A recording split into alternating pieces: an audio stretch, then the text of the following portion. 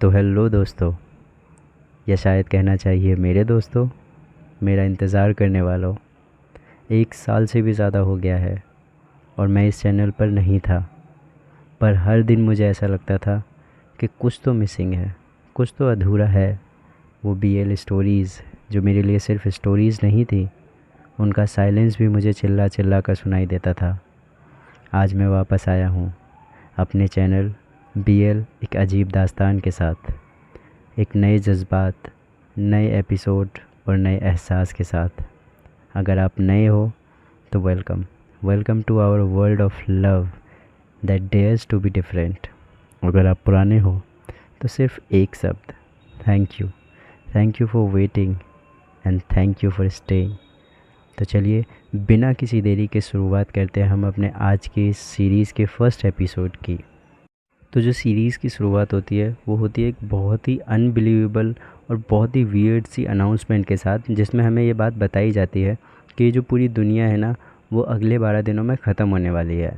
And इसका जो reason बताया गया है वो ये बताया गया है कि जो चाँद है ना वो धरती से टकरा जाएगा, जिसकी वजह से पूरी दुनिया ख़त्म हो जाएगी। एंड जैसे ही ये जो अनाउंसमेंट होती है वो ख़त्म होती है, उसके बाद ही जो सीन शिफ्ट होता है हमारे फर्स्ट मेन कैरेक्टर की तरफ होता है, जिसका नाम है गोल्फ। एंड इस समय हम गोल्फ को देखते हैं एक कार में, जो कि अपने बड़े भाई गुस से मिलने के लिए आया हुआ था थाईलैंड की सेंट्रल जेल में। एंड जैसे ही वो वहाँ पर अपनी कार पार्क करता है, तभी वो अपनी गर्लफ्रेंड लिन को मैसेज डालता है कि मैं अभी ऐसे ऐसे अपने बड़े भाई से मिलने के लिए यहाँ पे सेंट्रल जेल में आया हुआ हूँ। एंड जैसे ही मैं उससे मिल लेता हूँ, उसके बाद मैं तुमसे मिलने यूनिवर्सिटी में आऊँगा। एंड इससे पहले कि उन दोनों की कन्वर्सेशन फ़ोन पे ख़त्म होती है, उससे पहले ही अनाउंसमेंट हो जाती है कि जो विज़िटर्स आए हुए हैं अपने अपने कैदियों से मिलने के लिए, अपने रिलेटिव से मिलने के लिए, वो जल्दी आ जाएं, क्योंकि जो टाइम है वो ख़त्म होने वाला है। तो वो जो गोल्फ होता है वो जल्दी से अपना फ़ोन रखता है और जाता है अपने भाई से मिलने के लिए। और यहाँ पर हम देखते हैं उसके बड़े भाई गुश को, जो कि बहुत हैंडसम है। एंड आई डोंट नो आपको कैसा लगा, बट अगर आप मेरे पुराने फॉलोअर हैं जो मुझे बहुत टाइम से फॉलो कर रहे हैं, आपको पता होगा कि मुझे साइड कैरेक्टर्स ही बहुत ज़्यादा पसंद आते हैं। और मुझे ये जो गुश है वो इन दोनों पे भारी नज़र आ रहा है, और हैंडसम मुझे बहुत इन दोनों से ज़्यादा तो हैंडसम लग ही रहा है। एनी हाउ, एंड जैसे ही वो उसको देखता है, अपने छोटे भाई को गोल्फ को देखता है गुश, वो बोलता है कि यार तुम कितने पतले हो गए हो, बिल्कुल भी अपने खाने पे ध्यान नहीं दे रहे हो। एंड तुम खुद भी डॉक्टर बनने वाले हो, पता नहीं तुम कैसे ध्यान रखोगे, अपना ही नहीं ध्यान रख पा रहे तो जो भी पेशेंट्स वगैरह होंगे उनका कैसे ध्यान रखोगे। एंड इनकी बातों से हमें ये बात पता चल जाती है कि जो गोल्फ है वो डॉक्टरी की पढ़ाई कर रहा है और डॉक्टर बनने वाला है बहुत जल्द। एंड वो फिर और भी बहुत सारी बातें करते हैं, जिसमें जो उसका भाई होता है वो उससे उसी टॉपिक पे बात करता है कि तुम्हें ये खबर तो सुनने को मिल ही गई होगी कि अगले 12 दिनों में जो पूरी दुनिया है ना ख़त्म होने वाली है। तो अगर तुम्हें मुझसे कुछ पूछना हो तो तुम मुझसे क्या पूछना चाहोगे, अगर तुम्हारी कोई लास्ट विश हो मेरे लिए। तो जो गोल्फ होता है वो ये बोलता है कि यार देखो, ये सब चीज़ें ना, मुझे मुझे इन सब चीज़ों पे बिल्कुल भी विश्वास नहीं है। मुझे लगता है ये सब ना ऐसी मतलब कुछ प्रोपोगंडा है, ऐसे ही बातें फैलाई जा रही हैं। बट जो उसका भाई बोलता है कि यार मुझे तो थोड़ा बहुत ट्रस्ट है कि ऐसा कुछ हो भी सकता है। बट गोल्फ उन सब चीज़ों पे बिल्कुल भी बिलीव नहीं करता, और अपने भाई को भी बोलता है कि तुम भी प्लीज़ इन सब चीज़ों पे बिल्कुल भी विश्वास मत करो, ये सब फालतू की चीज़ें हैं। तो बोलता है कि अच्छा चलो, ये चीज़ें फालतू की है तो मैं तुमसे जो नेक्स्ट पूछने वाला हूँ वही बता दो कि तुम्हारी गर्लफ्रेंड बनी या नहीं बनी। एंड जो उसका बड़ा भाई है उसको पता है कि इसकी गर्लफ्रेंड ज़्यादा नहीं बनती हैं, तो वो ये बोलता है कि हाँ यार अभी तो बन गई है, एंड हम लोग को काफ़ी टाइम भी हो गया है, और उसका नाम है लिन। तो बोलता है कि अच्छा कितना टाइम हो गया है। तो वो बोलता है कि 6 दिन हो गए हैं। एंड उसकी ये बात सुन के जो उसका बड़ा भाई होता है वो हंसने लगता है। एंड मुझे मेरी भी हंसी छूट गई थी कि 6 दिन हुए हैं। एंड उसकी जो बातें हो रही थी ना, उसकी बातों से मतलब चैट की जो बातें हो रही थी उसमें मुझे ऐसा लग रहा था कि like he is very obsessed, बहुत ही ज़्यादा कंट्रोलिंग और ऑब्सेस्ड काइंड ऑफ था। वो 6 दिन का ही रिलेशनशिप था। एनी हाउ, तो फिर उसका जो भाई होता है उसको बोलता है कि अच्छा चलो कोई बात नहीं, तुम अपनी पढ़ाई पे ज़्यादा ध्यान देना, और गर्लफ्रेंड है तुम्हारी उसको भी ज़्यादा अच्छे से रखना, कंट्रोल वगैरह मत करना, ये सब चीज़ें उसको बताता है। एंड देन उसके बाद जो टाइम होता है वो अप हो जाता है, तो वो वहाँ से निकल के अपनी कार में आ जाता है एंड यूनिवर्सिटी के लिए जाने लगता है। एंड जैसे ही वो यूनिवर्सिटी के लिए जा रहा था और कार स्टार्ट करने ही वाला था, तभी उसके मॉम एंड डैड का भी कॉल आ जाता है। तो वो दोनों उसको यही बात बोलते हैं कि बेटा हमने अभी ऐसी ऐसी खबर सुनी है टीवी पे, और ये सब चीज़ें होने वाली है। तो वो बोलता है कि बेटा एक काम करो, तुम वहाँ से थाईलैंड से निकल के ना ऑस्ट्रेलिया हमारे पास आ जाओ। तो जो गोल्फ होता है ना वो मतलब फ्रस्ट्रेट होके बोलने फिर दोबारा बोलता है कि मॉम देखो ऐसा नहीं है, ऐसा नहीं होने वाला है। और दूसरी बात कि अगर दुनिया सच में ख़त्म होने वाली है तो चाहे मैं थाईलैंड में रहूँ या ऑस्ट्रेलिया में रहूँ, मरना तो मुझे वैसे भी है। एंड वो इतने गुस्से में आके अपने जो पेरेंट्स होता है उनका फ़ोन काट देता है एंड यूनिवर्सिटी के लिए निकल जाता है। एंड जैसे ही वो यूनिवर्सिटी निकलता है एंड पहुंच जाता है यूनिवर्सिटी, उसके बाद वो सोचता है कि मैं अपनी गर्लफ्रेंड लिन से जाके मिलूं। उससे पहले वो एक जो कॉफ़ी शॉप होती है ना वहाँ पे जाके खड़ा हो जाता है एंड कॉफ़ी लेने पर लगता है अपनी गर्लफ्रेंड के लिए। मीनवाइल जब तक कॉफ़ी बन रही थी, जो वहाँ की शॉपकीपर होती है ऑनर, वो बोलते कि तुमने वो न्यूज़ सुनी कि ऐसे ऐसे दुनिया ख़त्म होने वाली है। तो वो बोलता है कि यार वो मतलब ये उसने ना 4 से 5 बार सुन लिया था ये बात। तो वो फ्रस्ट्रेट हो गया था बिल्कुल कि ये हर कोई जिसको देखो वो यही बातें कर रहा है।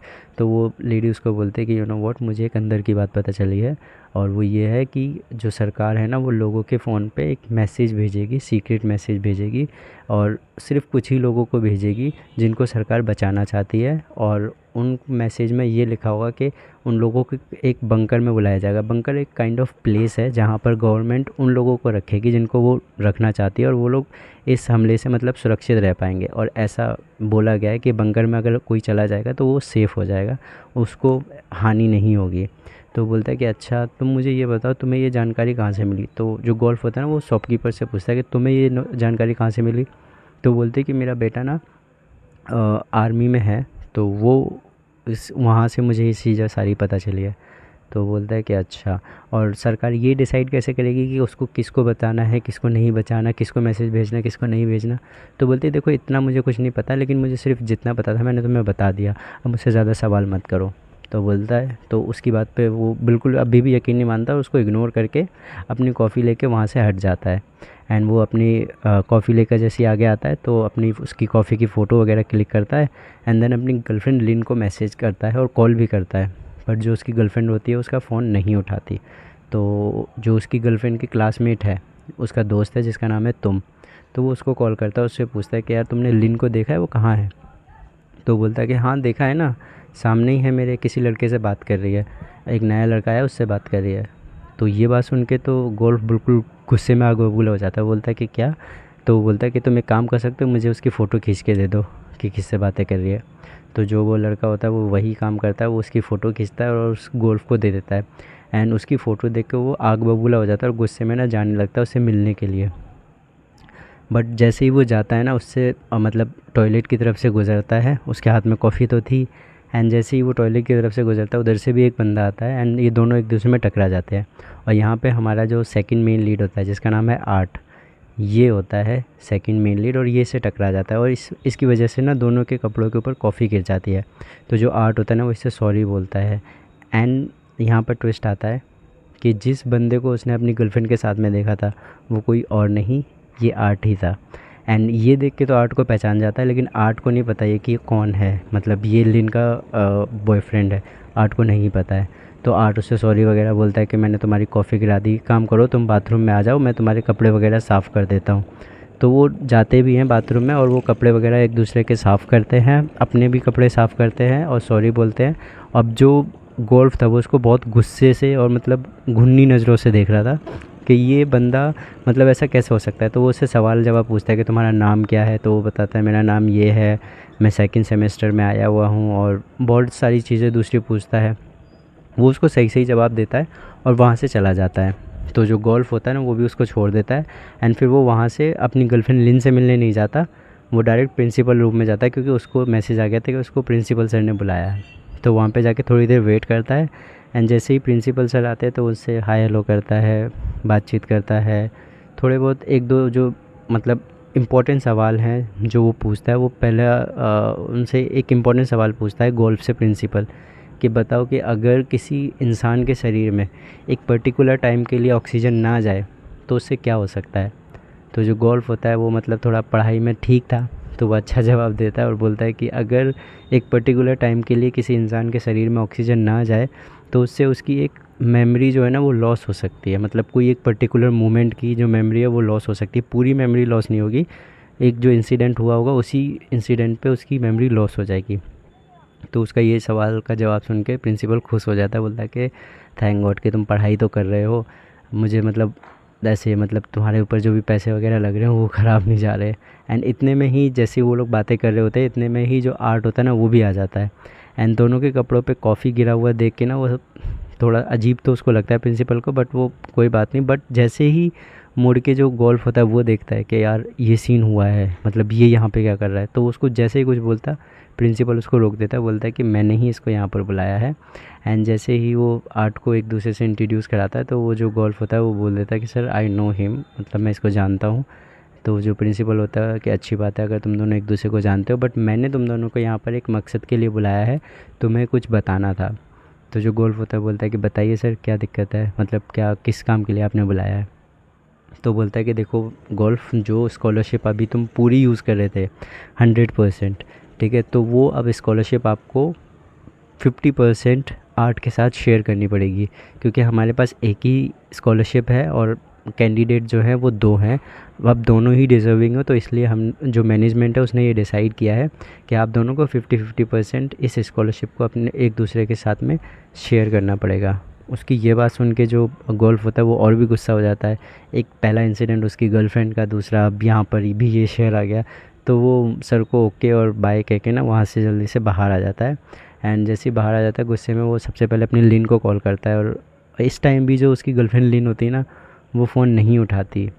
तो वो क्या करता है, थोड़ी देर वेट करता है, उसके बाद में दोबारा से कॉल करता है अपने उसी फ्रेंड को जो लिन की साथ क्लास में रहता है। तो उसको पूछता है कि यार तुमने देखा लिन कहाँ है, मैं बहुत देर से ट्राई कर रहा हूँ बट वो मेरा कॉल ही नहीं उठा रही, ना मैसेज पे रिप्लाई कर रही।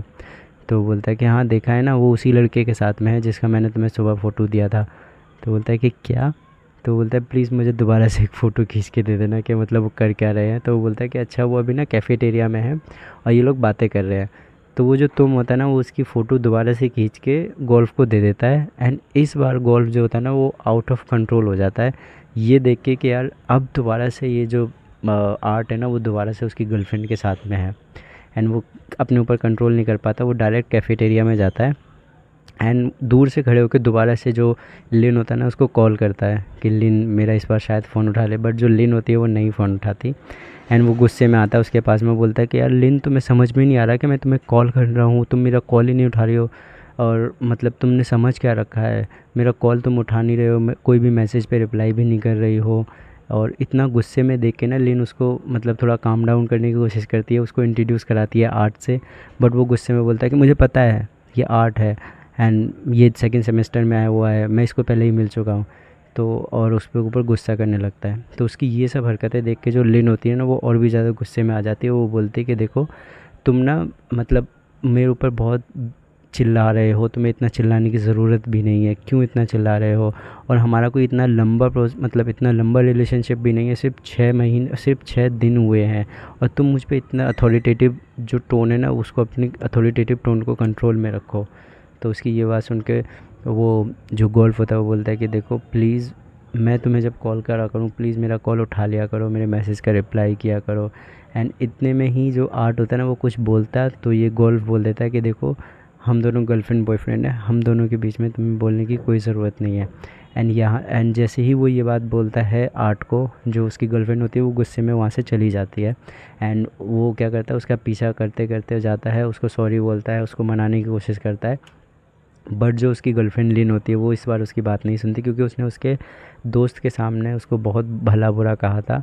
तो वो उसके रूम में जाती है, अपना मतलब जो भी सामान वगैरह होता है वो सब उठाती है और उसको बोलती है कि देखो इट्स ओवर, अब हम साथ में नहीं रह सकते चाहे कुछ भी हो जाए। एंड तुम्हारे जैसा पजेसिव बंदा, मतलब इतना चिपकू बंदा जो हमेशा कॉल करता रहे, हमेशा मैसेज करता रहे बिना बात का, मैं तुम्हारे साथ में नहीं रह सकती, लेट्स ब्रेकअप। तो जो ये बात सुन के जो गोल्फ होता है ना वो बहुत ज़्यादा डिस्टर्ब हो जाता है, रोने लगता है उसके सामने कि प्लीज़ मुझे मत छोड़ो, क्योंकि पास में भी उसकी बहुत सारी गर्लफ्रेंड्स उसको छोड़ के जा चुकी थी, इसलिए वो नहीं चाहता कि लिन जो है वो उसे छोड़े। तो उसे बहुत प्रेयर करता है, बहुत मान्यता करता है, बट वो नहीं रुकती। एंड जाते जाते उसको एक और मतलब टोंट मार के जाती है कि तुम्हारे जैसा कोई अगर डॉक्टर हो ना तो मुझे उन पेशेंट पे दया आती है जिनका तुम इलाज करोगे। एंड उसकी ये बात सुन के वो बहुत ही ज़्यादा हक्का बक्का रह जाता है, एकदम शॉक में चला जाता है। एंड पूरी रात वो यही सोचता है कि यार मैंने ऐसा क्या किया, मैं इतना बुरा हूँ क्या कि कोई भी मेरे साथ रुकना नहीं चाहता, कोई बात नहीं करना चाहता, मैं ऐसा क्या करता हूँ कि लोग मुझे मतलब छोड़ के चले जाते हैं। एक भी गर्लफ्रेंड मेरी टिकती ही नहीं है। मेरे भाई जो है वो सही बोलते हैं।